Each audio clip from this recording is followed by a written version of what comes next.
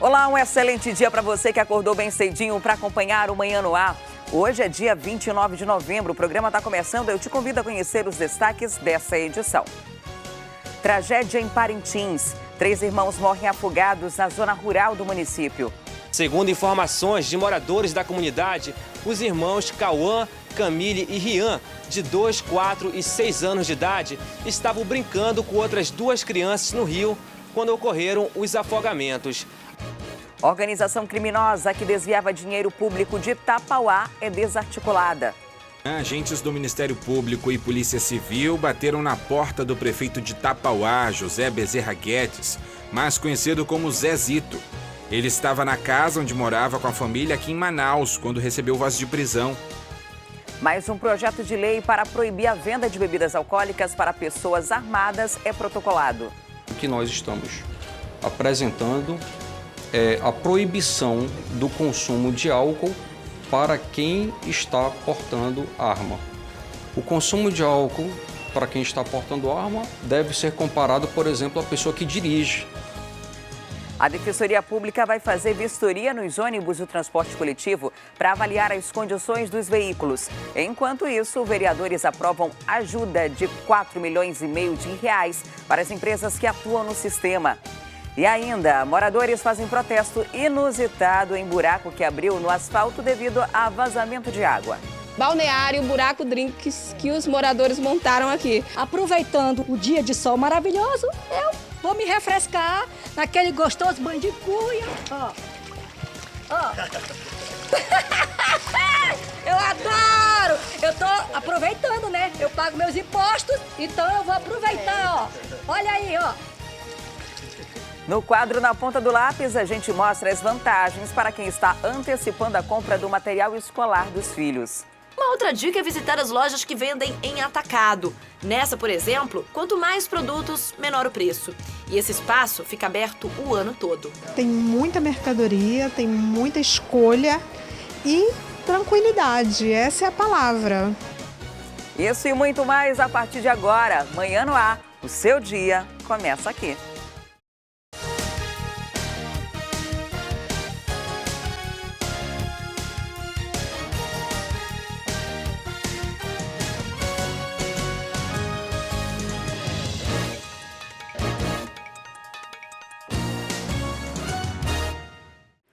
Olá, são 6h03. Nós estamos ao vivo e você pode participar do Manhã no Ar com a gente. É muito simples. Manda para cá a sua sugestão de reportagem, denúncia, flagrante. É só entrar na nossa página no Facebook e interagir com a gente por lá. Nós também estamos ao vivo no aplicativo A Crítica Play. E ontem nós falamos de um caso de um taxista que foi morto com um tiro na cabeça. E hoje nós voltamos a falar sobre crimes contra trabalhadores dessa categoria. Dessa vez, a vítima foi feita refém por 2 homens e 2 adolescentes. Por sorte, uma viatura abordou o carro e evitou que o pior acontecesse. Imagina que você é um taxista, trabalha dia e noite, dá um duro danado para pagar o carro, às vezes a placa e ainda sobrar um dinheiro para sustentar a família. Você trabalha até de madrugada e está passando pela grande circular quando 2 adolescentes fazem parada. O que você não sabe é que um deles está armado com uma espingarda caseira. Um taxista foi abordado por 2 supostos passageiros, 2 adolescentes, um de 16 e outro de 17 anos. Eles entraram no carro, renderam o trabalhador e depois seguiram até o Novo Aleixo, onde mais 2 rapazes, também armados, entraram no carro. Imagina a situação desse taxista, com 4 pessoas, refém, dentro do seu próprio táxi. A sorte é que uma viatura da Polícia Militar, aqui da 27ª SICOM, estava passando pelo local.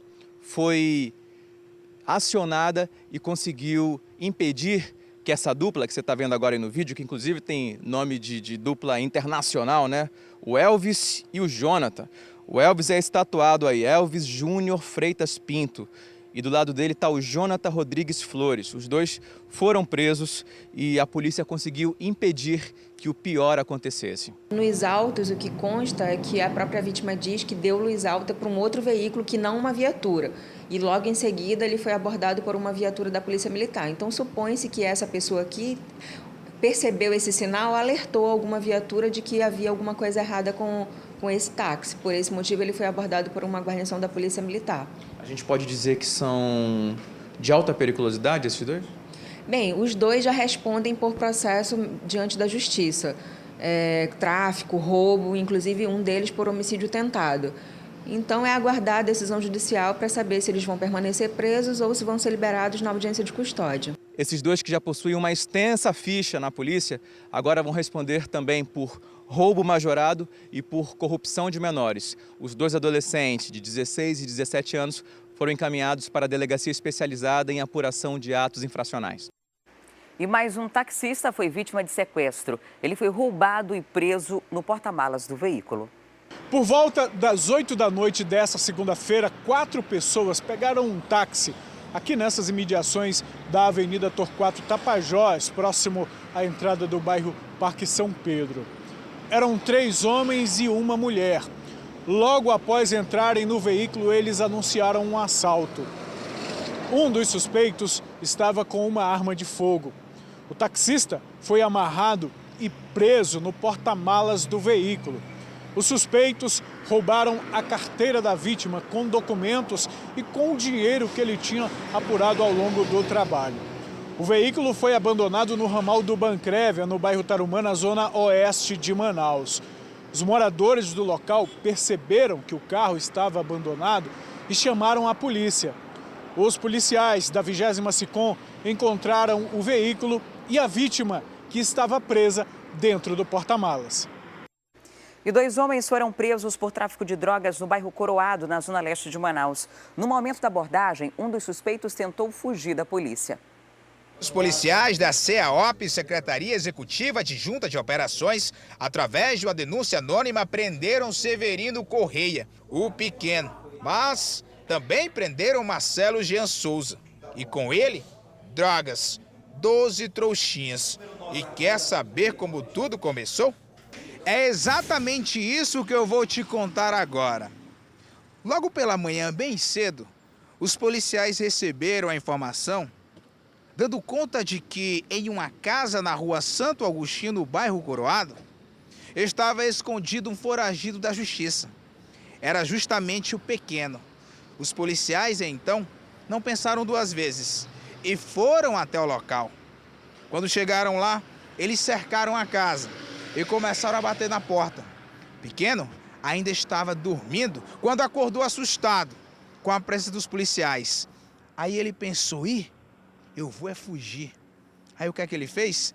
Tentou fugir da casa pela caixa do ar-condicionado.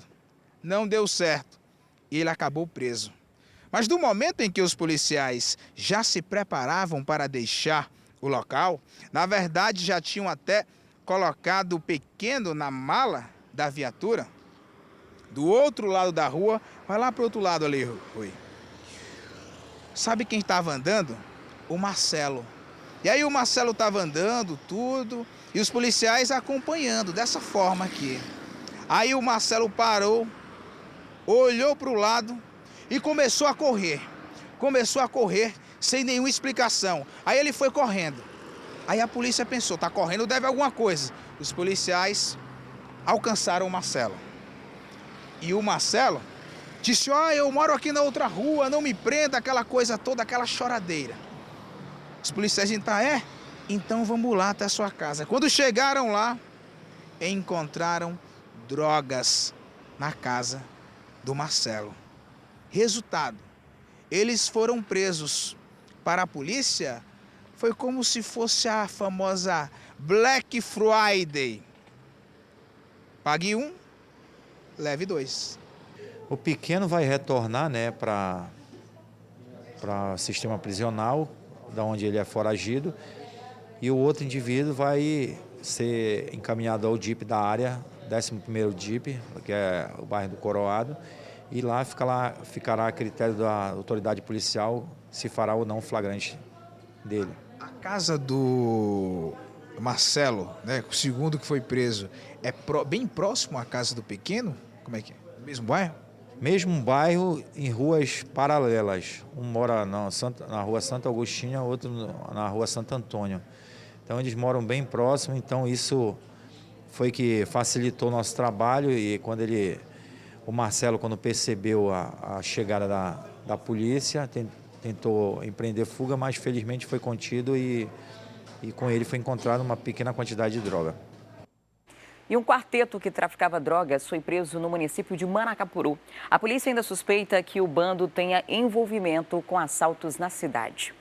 A Polícia Militar prendeu na madrugada desta terça-feira, aqui no município de Manacapuru, 4 pessoas por envolvimento com o tráfico de drogas. A prisão aconteceu na rua Modesto Barroso Alexandre, no bairro do Biribiri. Foram presos Célio Rodrigues de Alencar, de 39 anos, Tayla Rayane Cabral Pereira, de 24 anos, Deble Braz Alencar e Johnny Braz Alencar, de 32 e 35 anos, respectivamente. Com eles, a polícia apreendeu 680 gramas de entorpecente, supostamente oxi, 2 porções de entorpecente, supostamente cocaína, 84 trouxinhas de maconha, além da importância de R$ 22.275 em dinheiro vivo e a quantia de R$ 64 em moedas. A polícia suspeita que o bando também seja responsável por praticar assaltos na cidade, já que com eles a polícia encontrou 17 aparelhos celulares. Uma balança de precisão, um revólver calibre 38 contendo 5 munições intactas, além de uma espingarda. Na residência onde a polícia prendeu o bando, ainda foram encontradas 4 motocicletas sem documentos, além de uma TV de 42 polegadas. O quarteto e todo o material apreendido foram trazidos aqui para a delegacia do município de Manacapuru,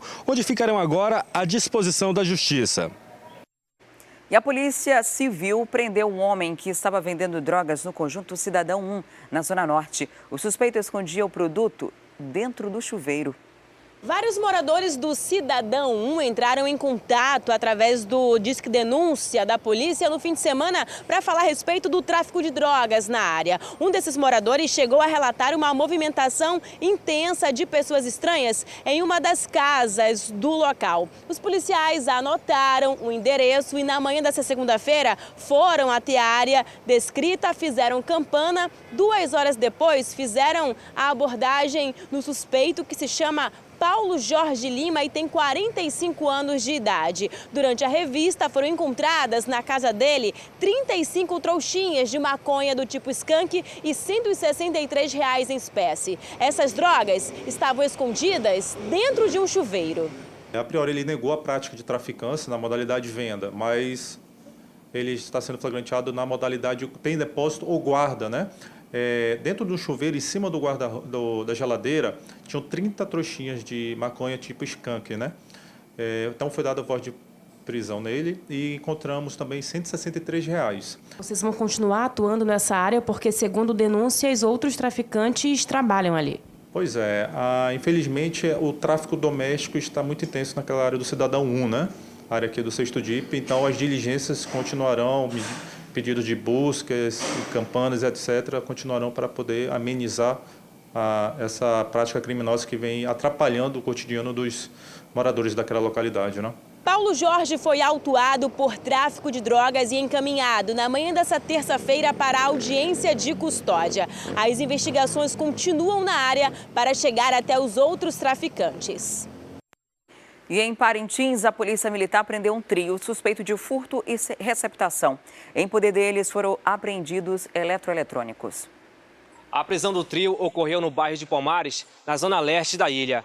Nessa ocorrência foram presos suspeitos de furto o Sidney Moura, de 18 anos de idade, e o Harrison Silva, de 27 anos. Os materiais furtados foram encontrados na casa do jovem David Duque, de 21 anos de idade, que vai responder pelo crime de receptação por ter supostamente comprado os objetos. O Harrison veio a confessar que realmente estava embriagado e aí, juntamente com o Sidney, adentraram na residência, pegaram todo o material e levaram para a casa do Davi. O Davi resolveu aceitar esse material e vai responder porque ele sabia que o material de madrugada sendo entregue na casa dele, máquina de lavar, liquidificador, então ele com certeza já sabia que esse material era objeto de furto. Então vai responder também por receptação. A cunhada do Harrison alega que ele tem problemas mentais. E o que está acontecendo é que a culpa está caindo só para cima do Harrison porque ele tem um problema mental. Só que ele não vai responder por um crime sozinho, onde tem outros envolvidos. E a polícia descobriu uma oficina mecânica clandestina dentro de uma casa no Lírio do Vale. O local era utilizado para fazer desmanche de carros e 3 pessoas foram presas. Foram 5 meses de investigações até a polícia chegar ao primeiro local de desmanche que funcionava no bairro Lírio do Vale 1. No local, os policiais prenderam o Carlos Miller. Na casa dele foram encontradas diversas peças de veículos roubados e furtados. Foi ele que entregou os comparsas e indicou onde funcionava a outra oficina clandestina. Os policiais vieram até esta casa que fica no bairro Lírio do Vale 2 e encontraram também diversas peças. Tem motor, caixas de marcha, volantes, lanternas, painéis. 2 carros estavam desmontados aqui. Na verdade, era uma residência de fachada, porque aqui funcionava uma oficina clandestina. E aqui nós encontramos um desmanche de moto numa das casas, várias peças de motos, e na outra casa, peças de veículos. E pelo menos tem peças de veículos com restrição de furto de março desse ano. Pelo menos então, desde março, sabemos que eles já atuavam neste endereço. Outras 2 pessoas foram presas em flagrante aqui na casa. O Patrick John e o Eduardo Simões. Eles manuseavam também essas peças. Aqui dentro desse outro quarto, a gente encontra diversas peças de veículos furtados e roubados aqui na cidade. Todos esses carros eram trazidos para cá e desmanchados aqui. Os carros, na maioria, eram mais antigos, então eles eram furtados. Já motos, elas são roubadas mesmo. Esse carro modelo Honda Civic também foi apreendido. Ele pertence a um dos suspeitos. Diversas peças de carros eram furtadas e roubadas na cidade para poder equipar esse veículo. As investigações continuam para identificar quem que praticava esses roubos e furtos, porque aqui, na verdade, só funcionava o desmanche desses carros. O caso foi registrado na Delegacia Especializada em Roubos e Furtos de Veículos. É muito mais difícil encontrar os veículos que são desmanchados, porque peças são mais difíceis de encontrar. Então é um trabalho mais delicado e mais demorado. Mas a partir deste trabalho dá para descobrir outros criminosos. Esse é o nosso objetivo. E a Polícia Civil se reuniu com representantes de unidades hospitalares em Manaus. O objetivo é reforçar a segurança para evitar o repasse de informações a terceiros das instituições. Como um dos desdobramentos da Operação Jaleco Preto, a Polícia Civil, mais especificamente o delegado Cícero Túlio, que é titular no 23º DIP, que esteve à frente dessas investigações, se reúne com representantes de instituições hospitalares aqui de Manaus. Delegado, qual o objetivo dessa reunião com essas pessoas, com esses representantes? O objetivo principal da Polícia Civil é passar orientações para esses administradores de hospitais para que eles tomem as diligências máximas aí necessárias para impedir que outros golpes dessa natureza recaiam aí sobre clientes que mantêm familiares internados nessas unidades hospitalares, né? Repassar o modus operandi da quadrilha, que pudemos aí verificar a partir das investigações, e para que se mantenha aí um protocolo de segurança no sentido de manter mais sigilosidade em relação às informações que são contidas aí nos prontuários médicos. Como era o modus operandi dessa quadrilha e foi observado a participação de algum funcionário dessas instituições? Como é que isso acontecia, delegado? A partir da análise das interceptações telefônicas, que foram mais de 1000 ligações só aqui para o estado do Amazonas, a gente não pôde constatar a participação de nenhum funcionário de nenhum desses hospitais em relação à quadrilha que mantinha aí esses golpes aqui no estado do Amazonas. Né? Normalmente eles utilizavam aí uma arquitetura social, uma engenharia social no sentido de ludibriar também os funcionários dessas unidades hospitalares, captando informações de cada setor dessas unidades hospitalares, e ao final de 5, 6, 7, 8 ligações eles já tinham aí elementos informativos suficientes para concretizar o golpe em relação aos familiares que mantinham aí seus parentes internados nessas unidades hospitalares. Então a orientação é no sentido de aumentar o rigor para que essas informações não sejam captadas tão facilmente. A gente percebeu que todos esses hospitais eles já mantêm uma espécie de segurança acerca desse tipo de situação, mas é necessário que a gente nos modernize, né? Haja uma sofisticação aí em relação à segurança desses dados, para que se evite aí a coleta desses dados por pessoas que tenham interesses aí maculados. Ontem nós falamos sobre a Operação Tapauara, que prendeu diversas pessoas envolvidas com corrupção no município de Tapauá, no interior do estado. O prefeito da cidade foi preso suspeito de ser líder de uma organização criminosa que desviava verba pública. Além dele, mais 9 prisões foram decretadas. Logo cedo, às 6 da manhã, agentes do Ministério Público e Polícia Civil bateram na porta do prefeito de Tapauá, José Bezerra Guedes, mais conhecido como Zezito. Ele estava na casa onde morava com a família aqui em Manaus, quando recebeu voz de prisão. O senhor está tomando ciência aqui do mandado de prisão preventiva de representação do Ministério Público Estadual, tá? Só que a sua caneta para o senhor dar ciência aqui e datar. Outras 9 pessoas também foram presas. O crime? Desvio de verbas públicas na cidade de Tapauá, no sul do Amazonas. Existia um esquema de pagamento de propinas das empresas que possuíam convênio com o poder municipal. Uma delas foi denunciada há 3 meses. A VW Construções e Transporte é de Walter Oliveira Maia, irmão do presidente da Câmara, Alcemir Maia. Os 2 também foram presos. O empresário repassava diversos valores ao prefeito, secretários e parlamentares. De janeiro a outubro desse ano, estima-se que mais de 60 milhões de reais tenham sido desviados em contratos fraudados. As licitações eram direcionadas para essa empresa, para a VW, e os serviços eles não eram executados, e quando eram executados era muito aquém do que era determinado, mas efetivamente pagos. Então era claro ali, está nítido o direcionamento e o prejuízo ao erário. As verbas eram pagas e não eram aplicadas nos fins que se destinavam, bem como o pagamento de verbas a praticamente todos os componentes da Câmara Municipal. A operação contou com 20 promotores de justiça e 41 policiais civis. A ação foi coordenada pelo GAECO com a ajuda do DRCO, grupos contra o crime organizado.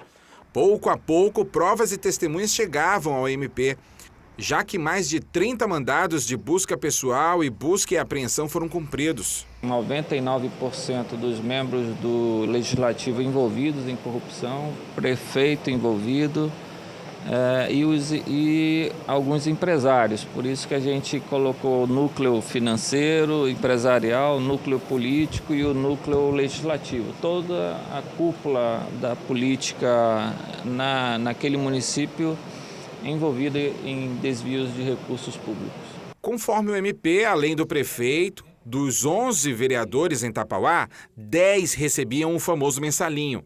O esquema funcionava em Tapauá, mas alguns pagamentos eram feitos aqui na capital. Os vereadores escolhiam locais escondidos em áreas nobres da cidade para efetuar o pagamento de propina. O bairro Parque 10, por exemplo, foi cenário para o que o Ministério Público chamou de ação controlada. Ação controlada significa que a gente pede uma autorização judicial para que a gente postergue essa prisão em flagrante. A pessoa está praticando um crime, a gente vai ali controlar aquela ação, para quê? Para que a gente pegue elementos de convicção ali, que pegue prova, para que fique resguardada ali aquela prova, a legalidade de não ser realizada aquela prisão em flagrante, a gente requer ao judiciário essa autorização. E assim a gente requer autorização de filmagem, gravação, etc. Como testemunha do processo, o empresário forjou o pagamento de R$5 mil em propina para o vereador, como bônus ao parlamentar. Tudo foi gravado pela equipe de investigação. Foi apresentado à imprensa um vídeo onde mostra Walter Maia, o Valtinho, pagando o valor. Ele chega a conversar com o vereador sobre uma obra em construção na cidade e menciona o nome de Zezito.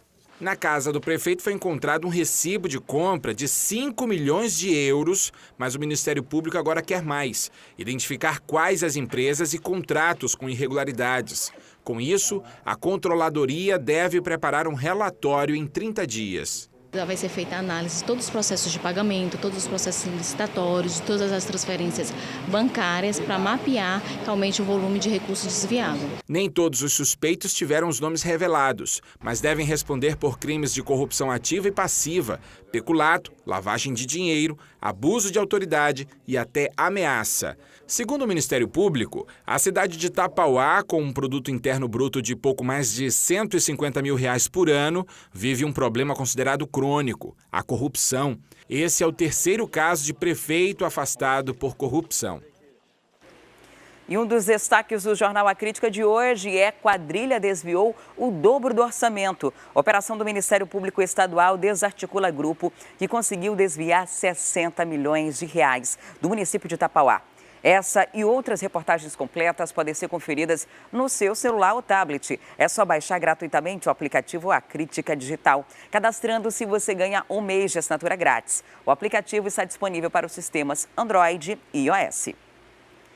E a sessão plenária de ontem na Assembleia Legislativa do Estado foi marcada por homenagens ao advogado Wilson Justo, que era funcionário da casa. Na ocasião, um projeto de lei para proibir a venda de bebidas alcoólicas para pessoas armadas no Amazonas também foi protocolizado. 1 minuto de silêncio e salva de palmas em memória do advogado morto no fim de semana.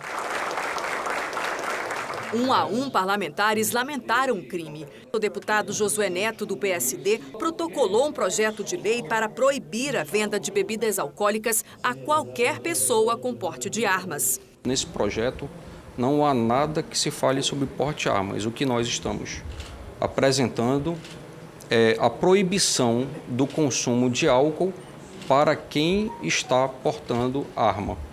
O consumo de álcool para quem está portando arma deve ser comparado, por exemplo, à pessoa que dirige e bebe. Se é proibido dirigir e beber, da mesma forma, na mesma intensidade ou numa maior intensidade, deve ser proibido também a questão do uso de bebida alcoólica a partir do momento que se está armado. A maioria dos deputados foi favorável ao projeto. Na minha opinião, a pessoa não deveria nem beber, dirá beber e estar armado.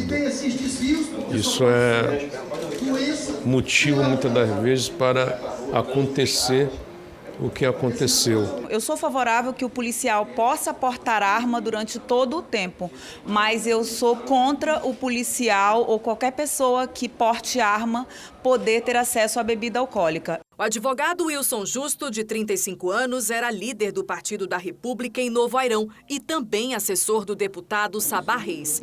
O parlamentar defendeu a proposta, mas disse que a discussão deve ser ainda mais ampla.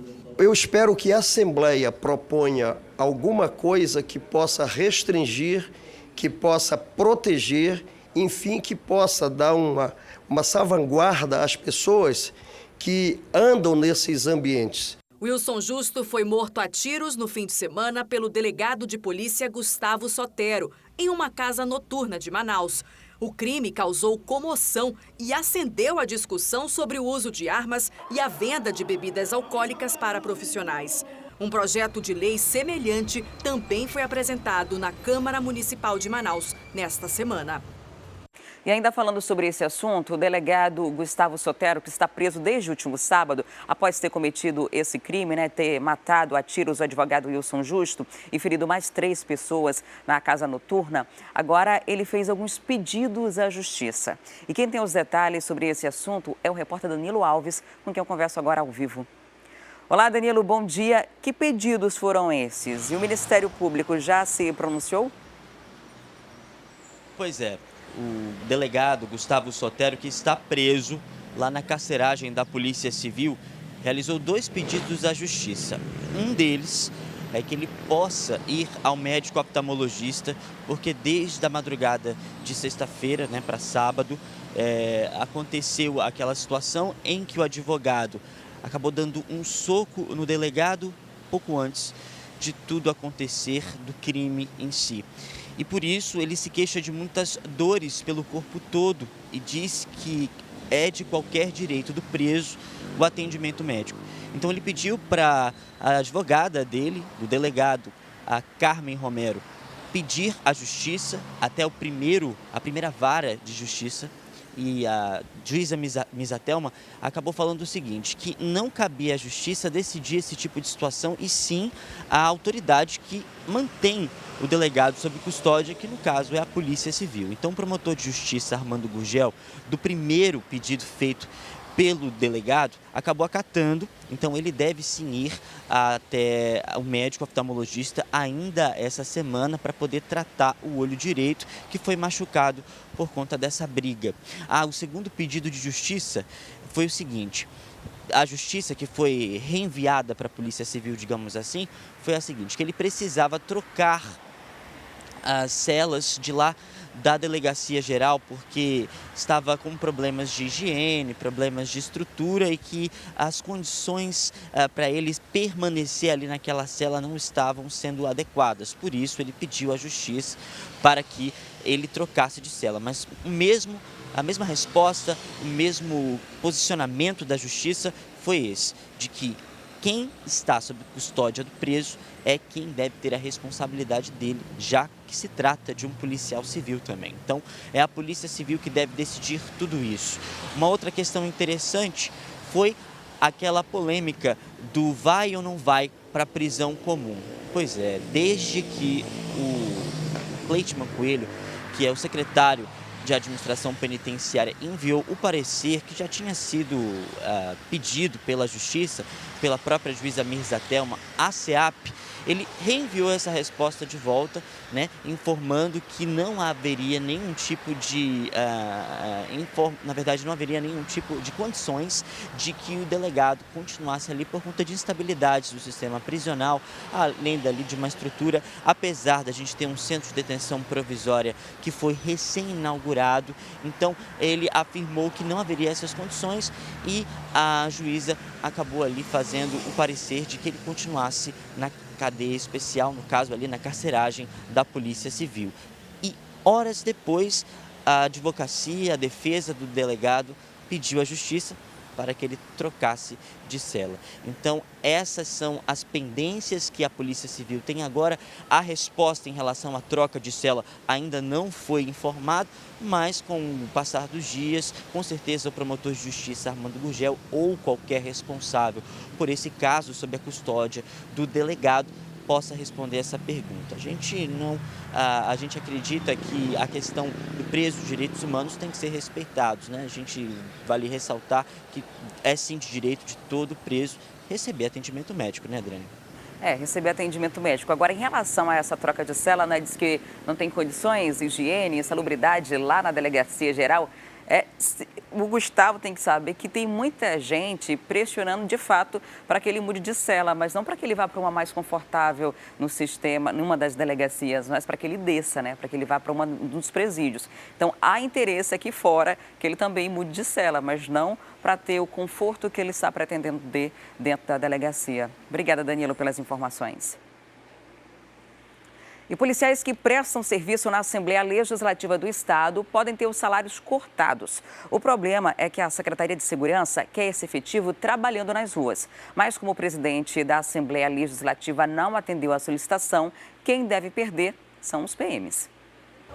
Atualmente, 72 policiais militares estão à disposição da casa, mas, por lei, apenas 32 devem continuar atuando na Assembleia Legislativa. O secretário de Segurança e vice-governador do estado pediu a devolução do excedente de PMs. De forma que a gente possa implantar o patrulhamento na zona oeste da cidade, porque nós estamos carecendo de homens. O presidente da Assembleia defendeu a permanência dos policiais em maior número. Quando foi aprovada essa lei, nos anos 80, a Assembleia funcionava num prédio. Hoje a Assembleia funciona num complexo. Vários prédios e que precisam, sem dúvida alguma, da proteção da Casa Militar. O retorno dos militares é para reforçar o policiamento nas ruas. A Secretaria de Segurança está fazendo um levantamento do efetivo de policiais em todos os órgãos públicos. Na medida em que eles retornem à corporação, eles retornam para a sua atividade fim, que é de dar segurança à população. E vigilantes de uma empresa de segurança privada que trabalha nas unidades de saúde do estado reclamam sobre o atraso de salário.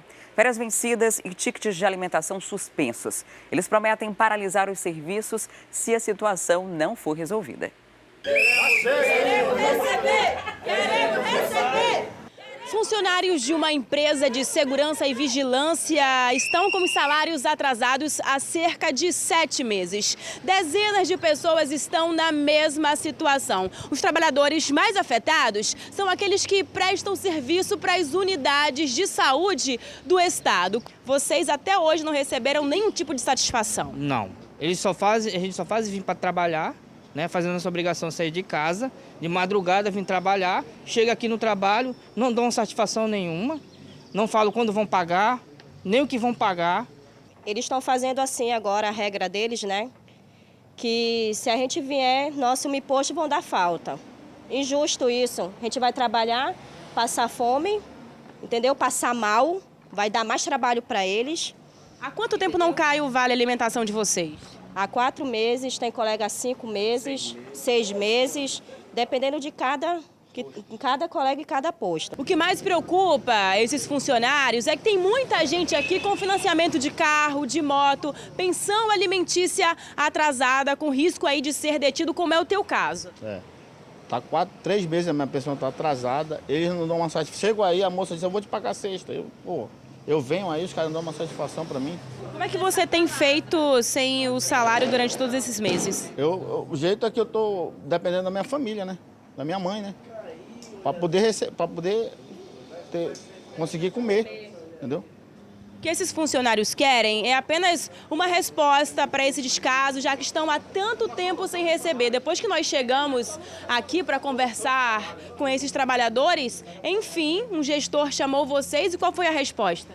Ele disse que vai marcar uma reunião com a gente essa semana agora, né, para tentar ajeitar nossa vida, arrumar nossa vida, né, em relação ao pagamento, né, tentar negociar, tentar um tipo de negócio com ele, né. Os funcionários prometem uma paralisação e a suspensão geral dos serviços caso esse problema não seja resolvido nos próximos dias. Ontem mesmo aconteceu uma reunião envolvendo representantes das empresas e a Secretaria de Fazenda e Secretaria de Saúde. E foi acordado que as 77 empresas que estão nessa situação terão seus contratos regularizados. Foi inclusive preparado um calendário, né, com a previsão de pagamento e esse calendário foi assinado, concordado pelas duas partes, tanto pela Secretaria de Saúde quanto também pelas empresas. E são empresas que trabalham na Suzam em atividades meio, que não são aquelas atividades diretamente ligadas ao atendimento de saúde, como é o caso das pessoas que trabalham no setor de segurança.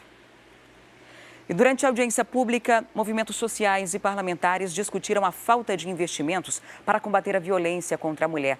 Até setembro desse ano, as ocorrências aqui no estado já passam de 11 mil.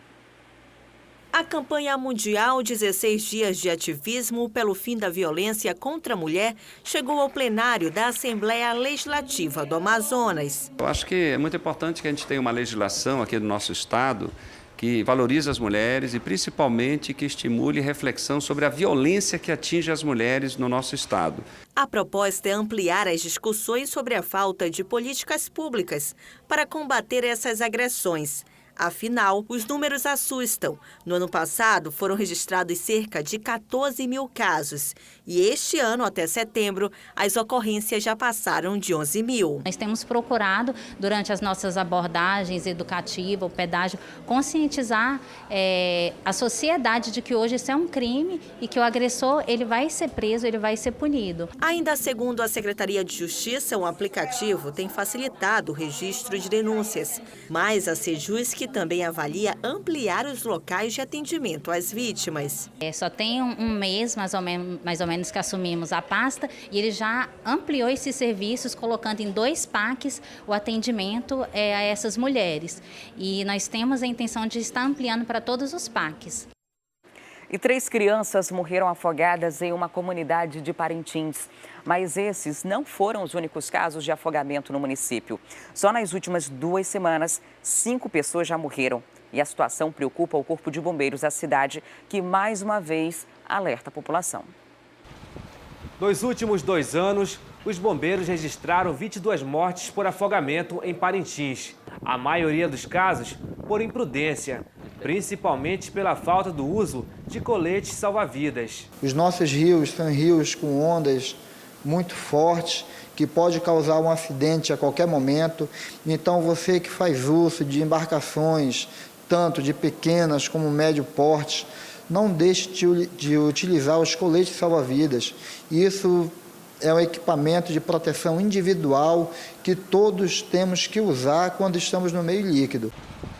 O caso mais recente foi o afogamento de 3 irmãos no distrito Mocambo do Arari, zona rural de Parintins. Segundo informações de moradores da comunidade, os irmãos Cauã, Camille e Rian, de 2, 4 e 6 anos de idade, estavam brincando com outras 2 crianças no rio quando ocorreram os afogamentos. As outras 2 crianças, ao perceberem que os irmãos estavam se afogando, correram em busca de ajuda. Alguns adultos conseguiram encontrar rápido as vítimas, que foram levadas ao posto de saúde da localidade, e no posto foi constatado que os irmãos já estavam mortos. A família das vítimas está muito abalada, toda a comunidade do Mocambo está de luto. Nós não fomos acionados, Polícia Militar também não foi, Capitania dos Portos também não foi acionado. Ficamos sabendo através da mídia. Fica a dica, não deixe seu filho tomar banho sozinho, não deixe ele se afastar. Nossos rios são íngremes demais, muitos barrancos. Eu não sei como aconteceu realmente lá, mas fica a dica.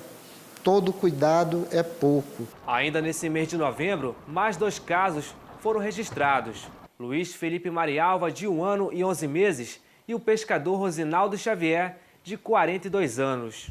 Uma morreu aqui em decorrência de um naufrágio, de um rabeta. Infelizmente, não conseguimos realizar o resgate do corpo dessa criança. Um outro que foi lá na comunidade do rio Uaicurapá, também embriagado, caiu de um rabeta e nós conseguimos fazer o resgate desse corpo. A Marinha garantiu que as fiscalizações serão intensificadas na região do Baixo Amazonas. Semana passada, o comandante da Agência Fluvial de Parintins já havia assegurado que a tolerância é 0 para quem desobedecer às leis de navegação. Esse é um problema sério que, infelizmente, tirou a vida de 5 pessoas em 2 semanas só em Parintins. E é uma questão que, além da fiscalização da Marinha, que prometeu rigor desde a semana passada, é importante que haja uma consciência da comunidade e entender a necessidade de usar um colete salva-vidas. Culturalmente, é muito difícil que você encontre aqui no Amazonas alguém que use um colete, principalmente alguém que mora numa comunidade, como a gente citou aí, a comunidade do Mocambo, lá em Parintins, o próprio pescador, mas são equipamentos de segurança que são extremamente necessários para que você tenha uma tranquilidade na navegação. Por exemplo, o caso da semana passada foi um pescador, 42 anos, acostumado com o Rio Amazonas e de repente perde a vida porque estava numa situação de embriaguez e aí não tem o mesmo controle do seu corpo para conseguir sair de uma situação como essa. Então a gente faz o alerta e pede a colaboração, não só de quem está distante aqui da capital, né, mas aqui mesmo. As pessoas que fazem os passeios no fim de semana, que vão para as praias aqui próximas, vamos ao colete salva-vida, é obrigatório para fazer esse transporte e é uma forma também de você garantir a sua segurança e a segurança da sua família. E a situação das paradas de ônibus em Manaus ainda é uma situação que os órgãos competentes ainda não deram nenhuma solução.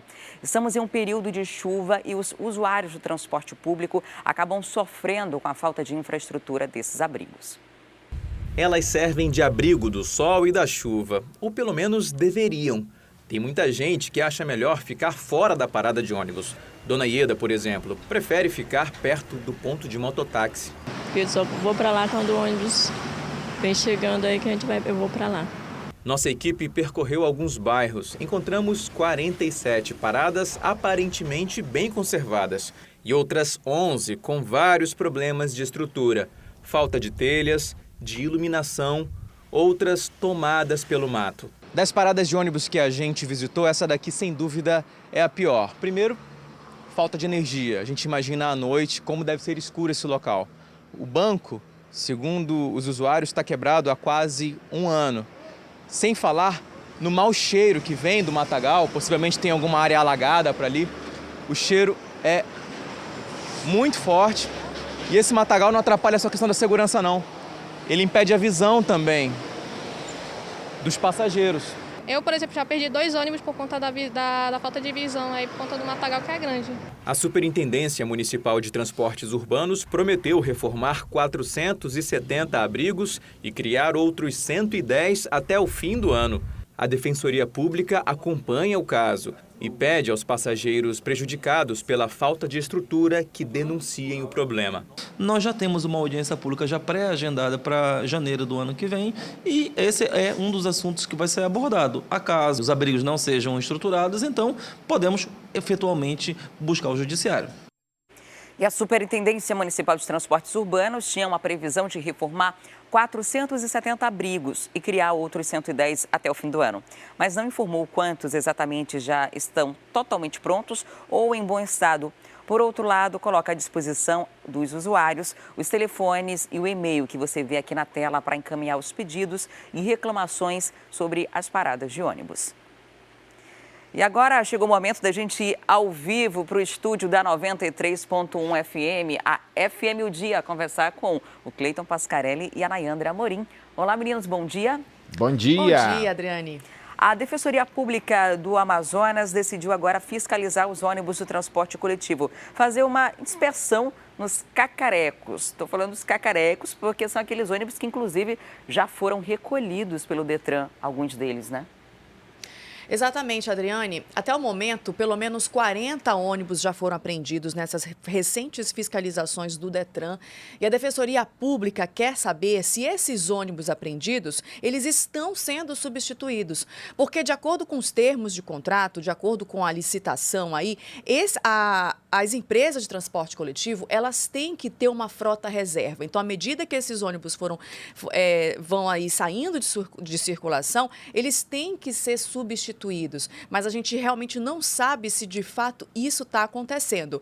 O Sindicato dos Rodoviários denuncia que isso não está acontecendo. Inclusive, vários trabalhadores estão parados porque, como os ônibus foram apreendidos, eles não têm como trabalhar. Então, a Defensoria Pública do Estado, com base nessas denúncias, vai de fato fazer uma inspeção.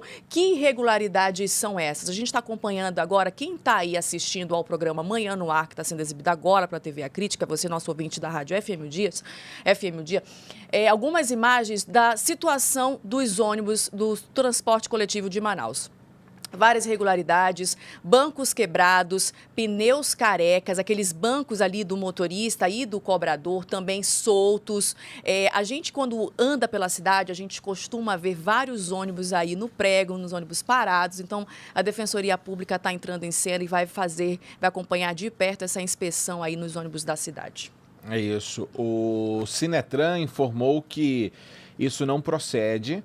Tá? Ele disse que todos os ônibus foram substituídos, né? Existem os sobressalentes, né? E caso algum quebre ou seja apreendido pelo Detran, esses ônibus entram em ação. Então o Sinetran disse que está tudo normal. A SMTU também disse que não está havendo redução não, até porque eles têm acompanhado. Hoje o Sinetran instalou, né?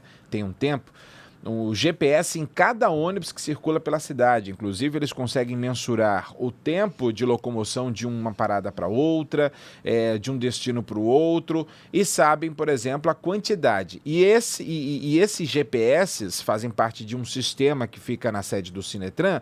Relatórios são produzidos mensalmente e são enviados também para a SMTU. Então, a SMTU tem aí como fiscalizar e está dizendo que não vê redução. O fato é que, além de tudo isso, a Defensoria Pública vai averiguar a questão da segurança também, principalmente. Sim. Porque o Jornal A Crítica, inclusive, tem uma reportagem hoje mostrando várias irregularidades. Eles foram ali no Jorge Teixeira e encontraram um ônibus que o motorista não desligava o ônibus porque senão ele poderia não ligar depois, novamente. Outra, pneus carecas e mais. Alguns denunciam, alguns motoristas e cobradores que não quiseram se identificar para não ter represálias, eles denunciam que às vezes precisam andar com balde d'água no ônibus para caso o motor aqueça, ele joga ali o balde d'água para resfriar e continua trabalhando. Bom, é uma situação complicada. Inclusive, Cleiton, a gente está recebendo fotos de telespectador mostrando a situação do transporte coletivo, né? Essa imagem Olha aí ó. mostra a Rosiane que mandou, né? A Rosiane Maria, a condição do ônibus aí com as cadeiras quebradas. É a linha 704, é isso? Isso, 704. 704, que atende ali a área do Morro da Liberdade. Olha só a situação do veículo. E aí fica nesse disse-me-disse, né? Porque a SMTU e o Sinetran dizem, não, os ônibus estão circulando, não houve problema nenhum para a população. A população sente a falta desses veículos e o próprio Sindicato dos Rodoviários, que são as pessoas que trabalham, que estão na rua com esses ônibus, diz, não, os ônibus não estão saindo, estou aqui parado. Então é importantíssimo que a Defensoria faça de fato essa fiscalização para ver onde está a verdade, mais do que isso, solucionar o problema e evitar que a população continue sendo colocada numa situação de risco, né? Porque isso é um risco à vida. Exato. E, Adriane, ontem, falando dos rodoviários, né, agora, ontem os vereadores aprovaram o subsídio que a Prefeitura pediu autorização para dar aos empresários, para dar ao Sinetran, de um valor que será suficiente para pagar o 13º salário dos rodoviários, dos trabalhadores do transporte rodoviário. Ontem, apenas os vereadores Joana Dark e Chico Preto foram contrários a essa questão, porque eles dizem que o acréscimo aí de 80 centavos na tarifa rendeu bons lucros para as empresas. E eles perguntam, onde é que foi parar esse dinheiro? Mas, mesmo assim, as empresas dizem que estão passando por uma grande crise, talvez pela inserção de outros modais no transporte coletivo, e não estão com recursos para pagar o 13º salário. Inclusive, a intermediação desse subsídio foi feita pelo Ministério Público do Trabalho. Essa questão vai ser, o martelo disso vai ser batido amanhã, né? Como é que isso vai ser transferido para os trabalhadores? Porque, pelo que se sabe, é que esse dinheiro não vai sair da Prefeitura para o Sinetran para depois chegar aos trabalhadores, não. Ele vai direto dos cofres da Prefeitura para as contas dos trabalhadores e o Sinetran vai passar uma lista para a Prefeitura sobre isso. Então, 13º salário provavelmente já esteja garantido, segundo essa votação lá na Câmara Municipal de Manaus. Essa ajuda foi de 4,5 milhões, não é isso, Cleito? Inclusive, esse voto contrário de um dos vereadores, né, do vereador Chico Preto, ele diz que essa história está meio mal contada, porque não tem como garantir que esse dinheiro, esse valor, de fato, chegue à conta do trabalhador. Até porque então, como é que vai ser feita, né? Essa mediação direto para a conta do trabalhador? Como é que vai ser? Vão passar uma relação com as contas bancárias dos trabalhadores? Então, assim, não tem como garantir que esse dinheiro, de fato, caia na conta do trabalhador. Até porque é uma relação trabalhista, né? Exatamente. Não vai ser a Prefeitura que vai pagar o 13º, um direito do trabalhador. É a empresa. Cada uma das empresas vai ter que fazer esse pagamento. O subsídio, para quem não entende muito, é uma doação de dinheiro.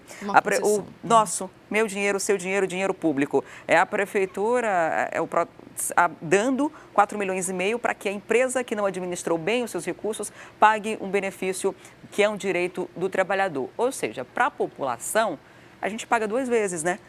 Ao pagar os 3,80, uma tarifa altíssima pela qualidade de transporte que a gente tem, e agora tem que dar mais dinheiro público para pagar o 13º, porque as empresas do transporte coletivo não conseguiram se estruturar e havia uma ameaça iminente de greve a qualquer momento.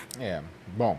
E não está nada garantido ainda, né? Até amanhã vamos ver o desenrolar dessa história no âmbito já do Ministério Público do Trabalho, que é quem está vigilante nisso. A gente vai continuar acompanhando. Muito obrigada, Cleito e Nayana, pela participação. Obrigada, ótimo Adriane. dia e até amanhã. Até amanhã. Até amanhã. Tchau, tchau. E os moradores do Beco União, no Santo Agostinho, decidiram chamar a atenção das autoridades de um jeito diferente. Eles fizeram um balneário em um buraco, isso mesmo, no meio da rua. A Rosiane Chagas mostra essa situação. Sabe aquela expressão sombra e água fresca? É como eu estou hoje aqui no Beco União, no bairro Santo Agostinho, na zona oeste de Manaus, onde os moradores montaram uma espécie de balneário. Colocaram aqui mesmo uma bebidinha, uma sombrinha, para curtir o fim de semana. Só que toda essa situação é por conta, infelizmente, de um problema. Este buraco que a gente está vendo aqui, ó, água limpa, que os moradores não querem desperdiçar. E por isso, eles montaram isso aqui. Vocês tomam banho aqui no fim de semana? Com certeza.